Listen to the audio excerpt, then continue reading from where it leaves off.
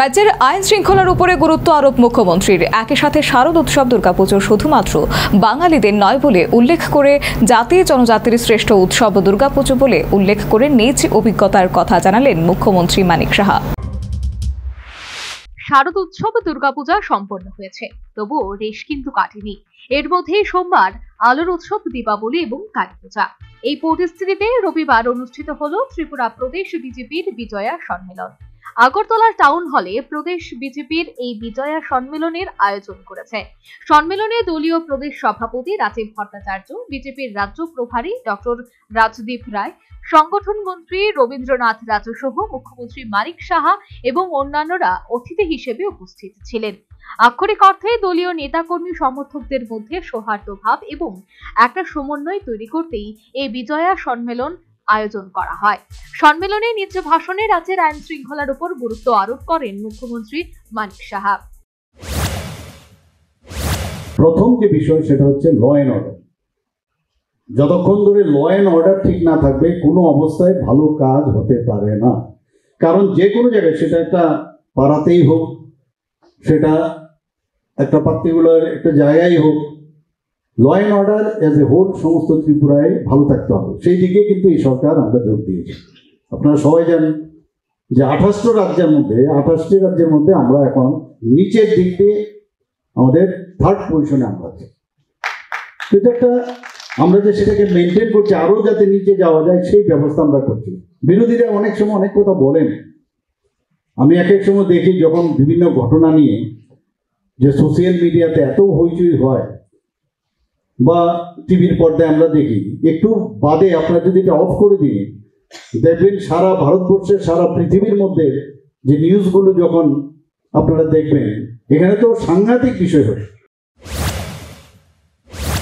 এছাড়া প্রশাসন পরিচালনা, চাকরি বাকরি সহ অন্যান্য ক্ষেত্রে স্বচ্ছতার বিষয়টি মুখ্যমন্ত্রীর ভাষণে গুরুত্ব পেয়েছে। এর মধ্যে তাৎপর্যপূর্ণ বক্তব্য রাখলেন মুখ্যমন্ত্রী। শারদ উৎসব দুর্গাপূজা শুধুমাত্র বাঙালিদের নয় বলে জানিয়ে তা রাজ্যবাসীর জাতি জনজাতিদের শ্রেষ্ঠ উৎসব বলে আখ্যায়িত করে। এ ব্যাপারে নিজ অভিজ্ঞতা তুলে ধরেন মুখ্যমন্ত্রী।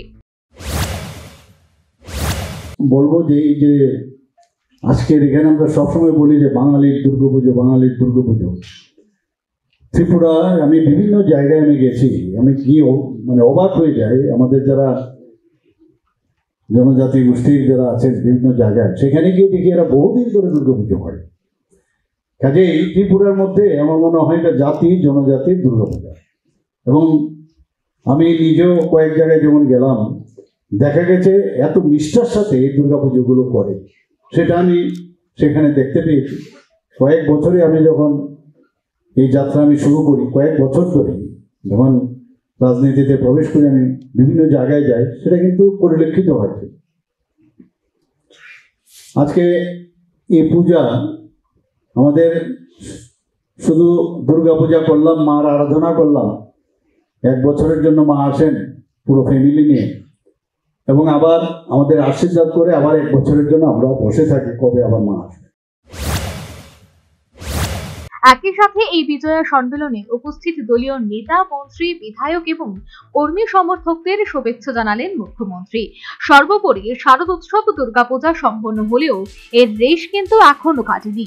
এই আবহে রবিবার আগরতলা টাউন হলে অনুষ্ঠিত হলো ত্রিপুরা প্রদেশ বিজেপির বিজয়া সম্মেলন। সম্মেলনে নিজ ভাষণে রাজ্যের আইন শৃঙ্খলার উপর গুরুত্ব আরোপ করেন মুখ্যমন্ত্রী।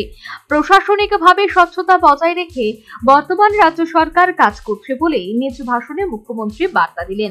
পাশাপাশি শারদ উৎসব দুর্গাপূজা শুধুমাত্র বাঙালিদের নয় বলে জাতি জনজাতিদের শ্রেষ্ঠ উৎসব দুর্গাপূজা তা উল্লেখ করে এ ব্যাপারে নিজ অভিজ্ঞতা তুলে ধরেন মুখ্যমন্ত্রী Manik Saha. Bureau report, news vanguard.